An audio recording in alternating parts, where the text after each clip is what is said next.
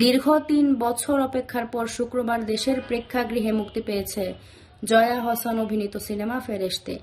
বাংলাদেশ ও ইরানের যৌথ প্রযোজনায় সিনেমাটি পরিচালনা করেছেন ইরানি পরিচালক মুর্তজা ওয়াতাস জমজম।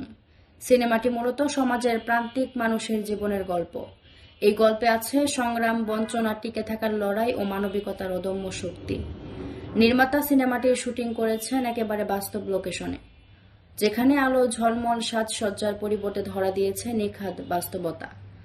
সিনেমাটিতে জয়া আহসানকে দেখা যাবে এক সুবিধা বঞ্চিত নারী চরিত্রে, যিনি প্রতিকূল পরিস্থিতির মাঝেও সাহস আর শক্তি নিয়ে লড়াই করেন। চরিত্রটি সম্পর্কে জয়া আহসান বলেন, ভালো লেগেছে সিনেমাটি আজ মুক্তি পাচ্ছে।